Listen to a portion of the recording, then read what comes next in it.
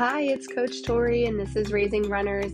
If you do not recognize my voice, that is because I have been sick and my voice is taking a long time to recover. So instead of having to wait on these podcasts, I figured I would just record and we can bear with it. So in today's episode, I talked to ultramarathoner Emma. She talks about her journey to find running. She talks about her journey to get back into running after having her baby. She talks about her family as runners. She has a great running family that's supportive of her. She talks about some of the really cool races that she's done, the things she's trained for. She talks about how she's never DNF'd or did not finish a race, which is so impressive. So she's super inspiring. I know I left this interview thinking I needed to start training for ultramarathons like right away. So hopefully you enjoy some of her insight into her running journey and it can apply to you as well.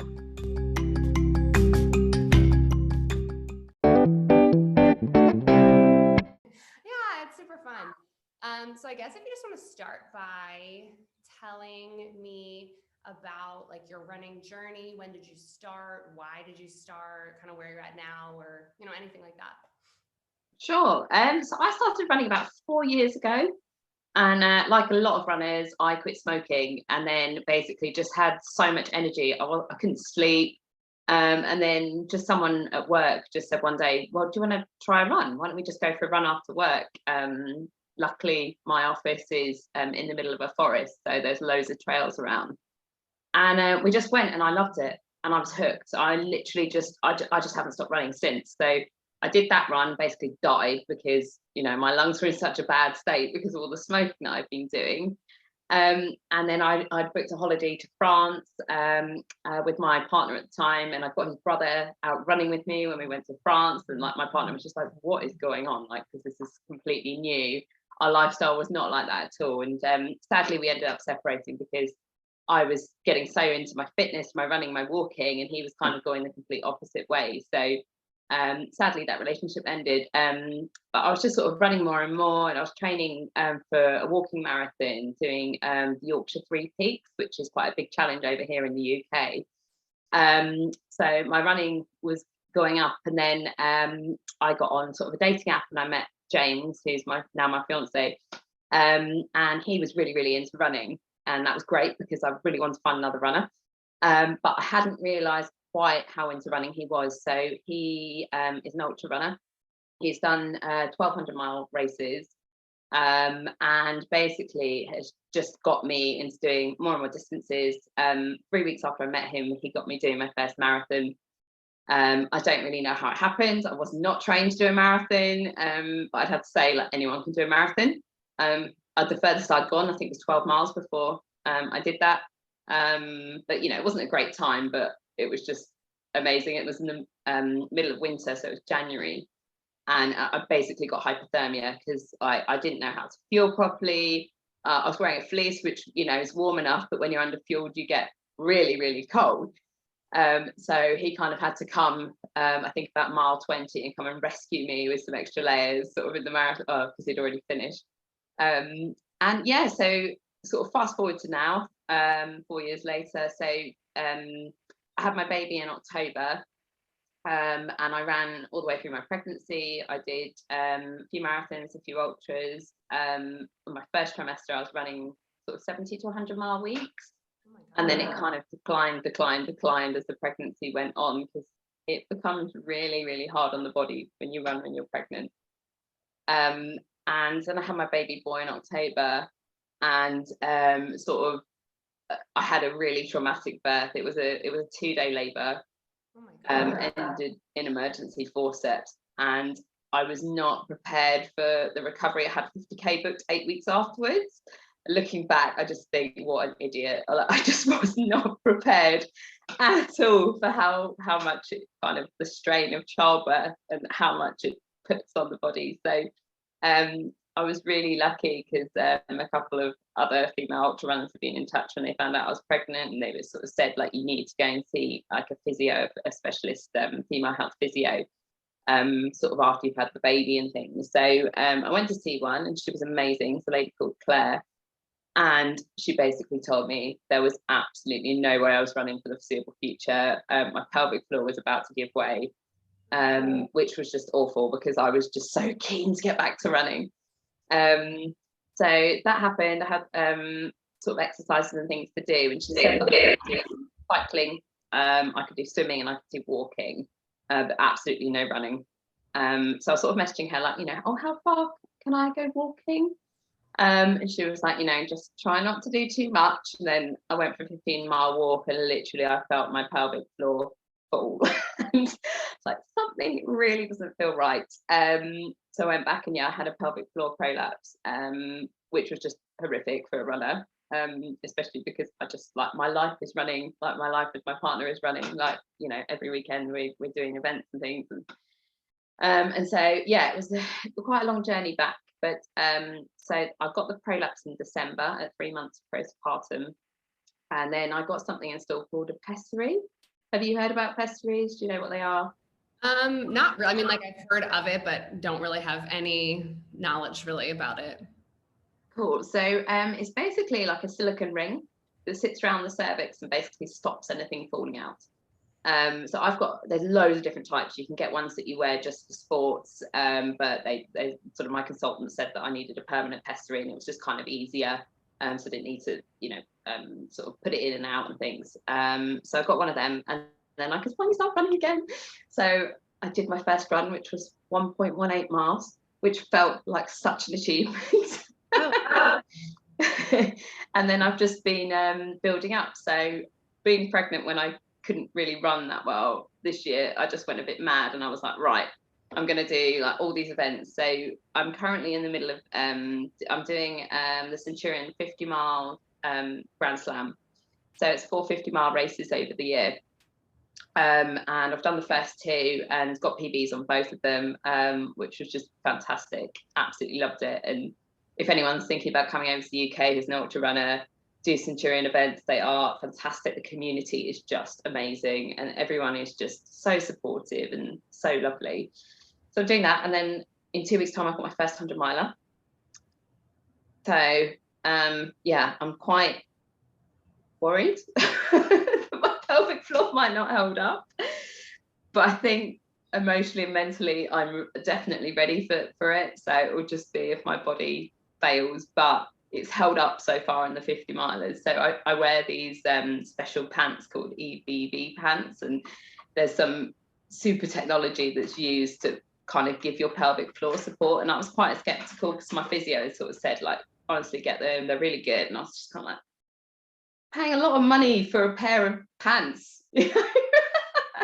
But they are amazing, and they really do give you that support and that lift. And because with the pelvic floor you get kind of heaviness, and you can sort of feel things just sag, I suppose is probably the right word. And like some days you feel fine, and then other days it just feels really heavy. So they just give that extra lift to let you do it. So so I've got 2 other 50 milers this year, one in September, one in November, and then I'm also doing Snowdon 24 in July. Have you heard about Mount Snowdon? No. It's one of our mountains over here, just in Wales. It's very popular. A lot of trail runners, and UTMB do an event there as well. And that's actually the weekend before my 24-hour race. But it's basically going up and down a mountain how many times you can in 24 hours. So me and my partner are doing that, and the mother-in-law's coming to look after the baby, which will be fab. So really looking forward to that one, because as you can imagine, the views are outstanding at the top. Well, if it's a clear day, fingers crossed. Yeah, I can imagine. No, that sounds so cool.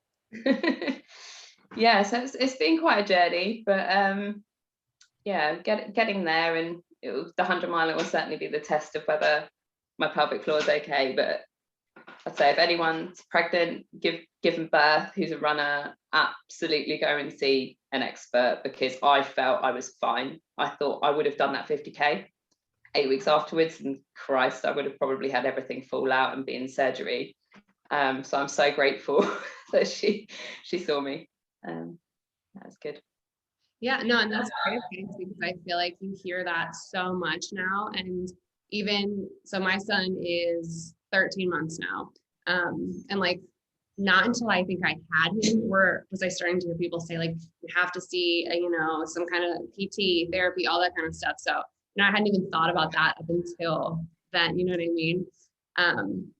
But wow, from everything you said, I feel like I have so many questions now. I don't even know where to start. I guess, what do you think was harder? Was it starting running as an adult? Because like, obviously, you were a smoker, and that makes your body not as equipped to do cardio, right? So I'm sure that was really hard. And starting something new as an adult is always a challenge. So do you think that was harder, or do you think restarting running after having your baby was that harder because you already knew how much you could run, you knew what you expected of yourself, like, or was it even just like you can't even compare the two? I think definitely starting from zero was harder after smoking, because I've been doing, when the physio said I could do sit down cycling, I was doing like 2-3 hours, sometimes 4 hours a day of cycling. So I was kind of keeping my fitness there and my cardio there. So I knew as soon as I was putting my running shoes on that I would kind of be off.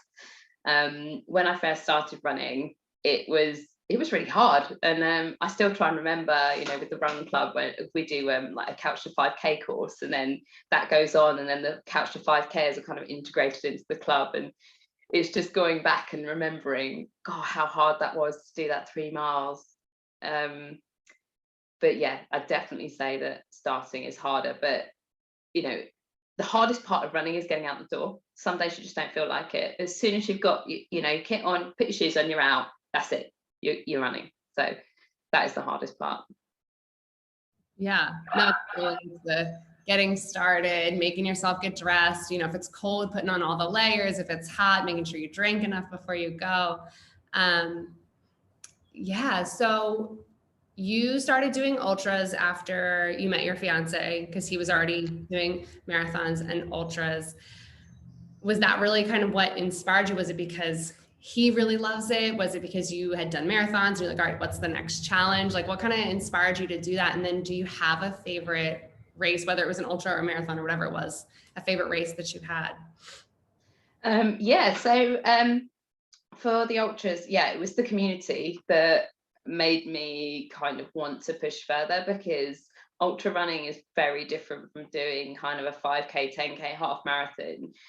They're very social. I'm not a front of the pack runner, I'm in the middle of the pack runner, so people going my pace are not there to push it to win the race. They're there to have a lovely day out, eat lots of food, have lots of chats, and that's what I really loved about it. And I think the sort of events that me and my partner do, we do a lot of smaller events where sometimes there's like 100-150 people, and those are just lovely because it's really casual. And I choose races generally for the course. I love trail running, and if it's a pretty course, I'm there. That's the race I'm doing. And that's sort of the Snowdon Marathon that I did. So I'm doing the 24-hour version. So it's Aim Higher events, and they do a series for UTMB points and things. And they do a marathon ultra and the 24 race. So I thought, it was, I think 3 years ago I'd signed up for the event, but now it's because of COVID, it's been bumped. So I'm really, really looking forward to that. And I think the marathon, because it was so beautiful, was probably my favourite race that I've done. But I also just completed the North Downs 50 a couple of weeks ago. It's a 50-mile race on the North Downs in Surrey, and that was a fantastic race. Absolutely loved it. And of the series of the 4 that I'm doing this year, I'd been dreading that one because the North Downs has very hard climbs. It's like very vertical climbs, and then quite a lot of flat, vertical climb, flat. And I don't know why, I just really had it in my head that it was going to be horrific, and I had the best day out. It was fantastic. It was perfect weather, loads of really good people out on the course, loads of people to chat to, and I felt really good. I got my fuel right for once. So I tried sausage rolls, and I was eating like sort of a couple of sausage rolls every sort of 40 minutes or so, and it just worked really well for me. And I think fueling is just such a big thing when you're doing these crazy distances, because if you get it wrong, you just feel rubbish and your mood drops. And I always kind of take like Haribos and stuff, so when I'm starting to feel a little bit like I'm going to cry, And I'm getting really fed up. I've just like, need to pop a couple of Haribo and get my blood sugar up and feel a bit more happy. No, that sounds great. And that's actually so funny because I recently went out and bought a bunch of gummy bears, which that's the same thing. Yeah.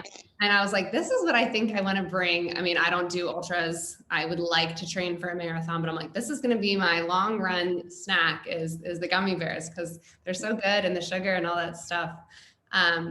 So training wise, so you mentioned fueling obviously is a huge part. It sounds like the community and the people that you're with like make the race better, but how else do you prepare for the race, whether it's mentally, and obviously there's lots of running involved, but how do you prepare for long races like that? Because it's definitely not something I have ever even thought of doing.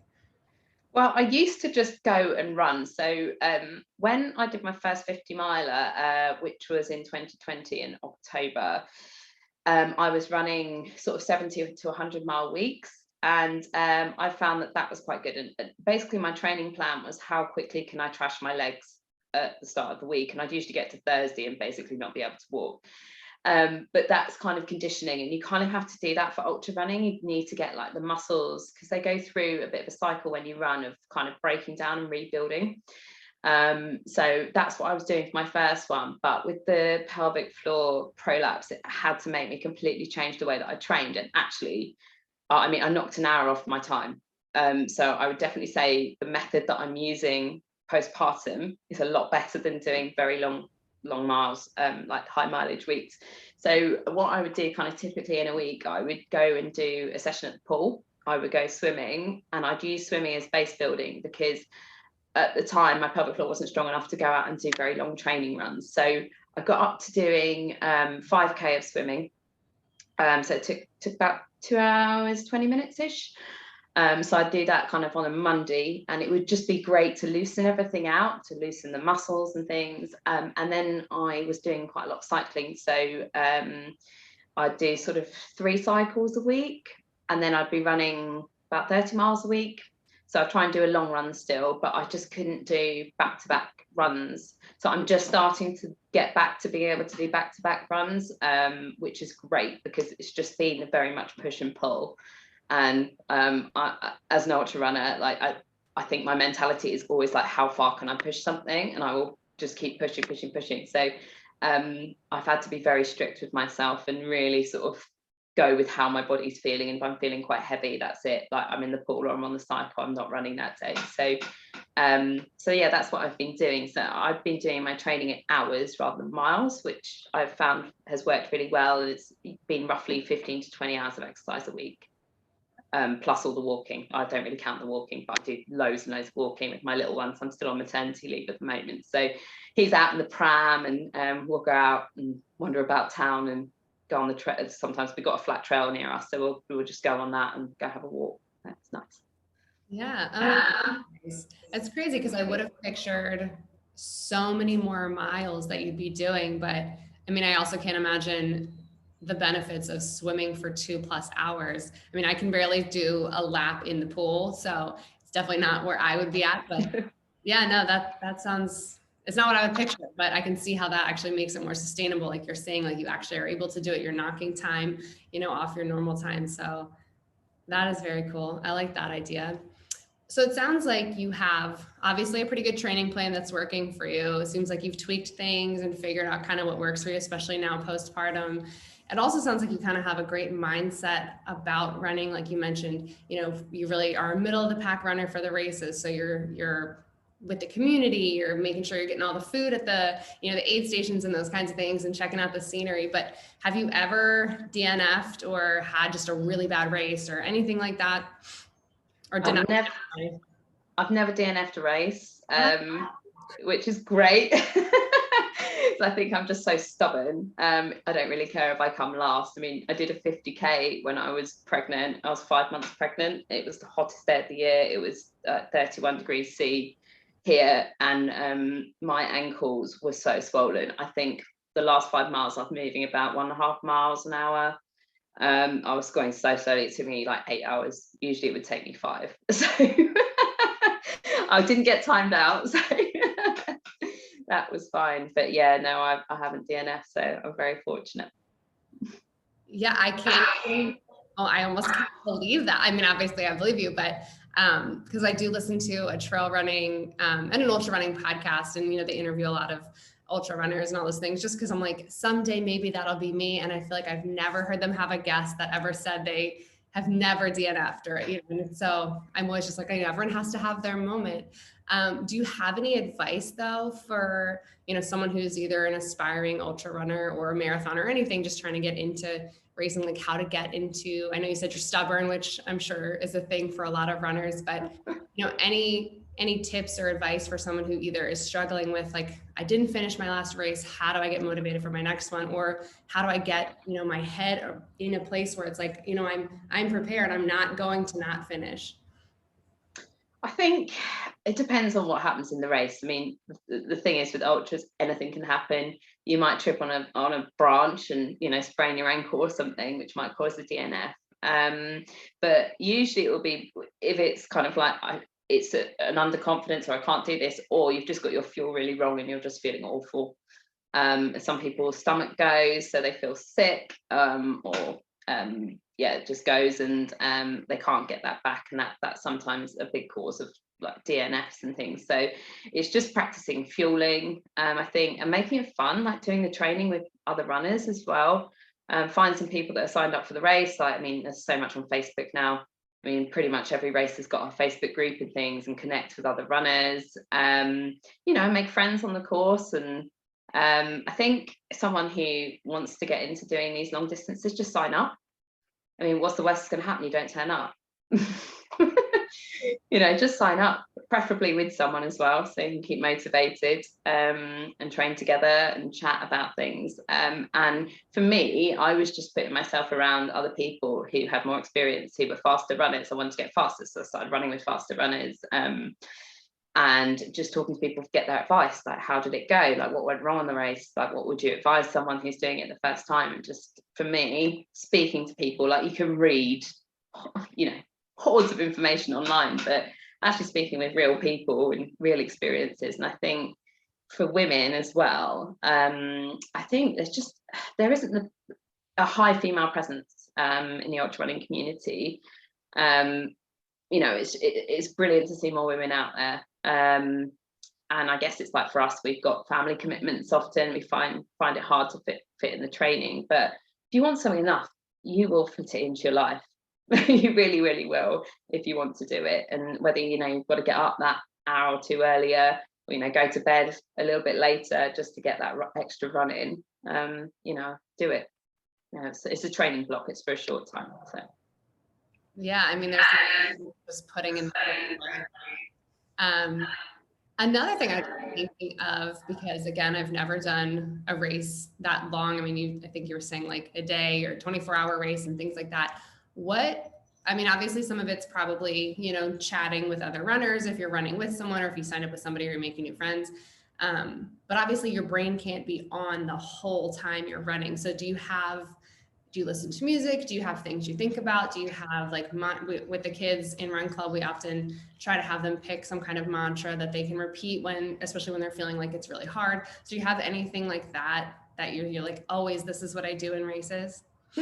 I usually, if it's a big race or something that's a new challenge and things, I will put together a playlist. So just all my favorite songs. And a really good tip as well I think it's a good tip for doing the long runs and things, is to put some really stupid music on. So it's just stuff like that just literally makes you burst out laughing when it comes on. And I find that really keeps my head happy, and it is great. And I sort of mix that up a bit and just kind of try and think of some really stupid songs, from childhood and things to put on there.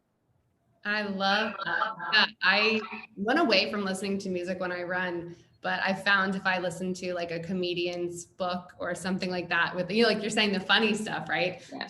You kind of forget where you're at. You're happy, you're feeling good as you're moving. I really like that though. So you have a little one. Is your little one walking yet or not yet, right? Not yet. No, he's literally just started sort of crawling like a tiny bit forward. So he's 8 months old now. Oh, okay. Oh my gosh, how exciting. So do you have, I know especially because you're a whole runner family, right? Your fiance is a runner, you're a runner. do you guys have visions of you all running together? Are you kind of like, if he wants to run, he can run, but it'd be great if he did? Do you picture him like, you know, his first race when he's 3 or anything like that? Yeah, I mean, everyone always jokes and things, obviously, with me and James, but yeah, I mean, he's already doing park runs in the buggy. So we on a Saturday we all go down to, we've been going down to like promenades like on the coast, so it's all flat tarmac, and yeah, one of us will just be pushing him along in the buggy. But yeah, we have junior park run over here, so as soon as he's old enough, he'll be going to that. And yeah, I think we'd be pretty disappointed if he doesn't sort of just get absorbed into it, because I think with the events that we do, there's it's families come, and you know, he's just not going to have a choice. He's going to be coming to these events when he's little, because you know, we'll crew for each other through these long races. Like for my 100 miler in a couple of weeks, like James coming, and he'll meet me at certain points, like allocated points along the course, and he'll have kind of all my clothing, my shoes, like extra food and things. And there are aid stations as well, but I'm gluten free, so I find it really hard with aid stations because I don't necessarily know what I can and can't eat. So yeah, I try and be quite self-sufficient in that way. So yeah, but we'd love for him to you know, get into it, and from a young age as well. So I mean, James, my partner, is an amazing runner. As I said, I'm pretty mediocre, I'm middle of the pack. But yeah, James is pretty good. So he's a lot faster, and yes, he's currently training. He's training for a sub-3 marathon, which he has done before. So yeah, no, he's quite good. Wow. Yeah, running is like your way of life, and you know, it sounds like it's your whole community and everything you guys do. You know, it would be hard to imagine if your baby wasn't into running, right? Do you have any, like, obviously you weren't running when you were younger, but like as a parent now of someone who's going to be in sports, like, have you thought of like, how are you going to help motivate him, or how are you going to help him deal with failure? Because unfortunately, like, you know, most people aren't going to come out and just be like amazing immediately, right? Like, there are going to be times where they're like, Mom, I hate doing this today. This is too hard, or I'm not good enough, or I wanted to win. Like, have you thought about any of that yet? Or I know I'm like pushing that all on you, and it's like 8 months, like, relax, he's not in sports yet. But I mean, I know I'm one of those people who's like constantly overthinking. So I just didn't know if you had any thoughts like that yet. Well, I think it's a bit early to say, but hopefully, you know, he'll just pick himself up and just get back out there. I mean, that's all you can do. You know, we all have failures, and that's the biggest lessons that we learn is in our failures. So yeah, I'm hoping that, you know, he will just keep pushing. And hopefully he'll get into ultras as well, which would be fantastic. Yeah, and all you guys running for hours and hours and hours, right? Yeah, it'd be great. It'd be really good fun. No, that sounds fun for sure.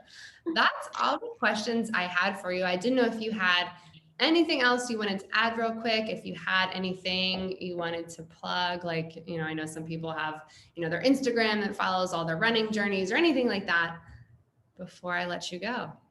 No, no, not plugging anything. So. I didn't prepare you for like, hey, I'm going to ask you your last little closing part. No, that's all fine. Well, thanks ever so much for having me, Tori. It's really kind of you. Of course. Thank you so much for taking the time. I'm glad we didn't go too much over 30 minutes because that's what I said I was going to keep you for. So no, I really, really appreciate it. And then So that wraps up my interview with Emma. Again, I was so grateful that she was able to give us some time to talk about her running journey, and she got really personal into the struggle she had in recovering after childbirth and getting back into running, and it really showed her determination and her love for the sport. So again, super appreciate that. That is our second interview in the interviewing series I'm doing, where I talk to runners, therapists, counselors, coaches, teachers, parents, dietitians, anybody who can have some really great insight into things that can be helpful for us as a running community of coaches and parents. So that was our second one, and we have some other really interesting people coming up as well. If you have any questions, comments, anything, if you want to be interviewed, feel free to email me at maracayrunclub@gmail.com.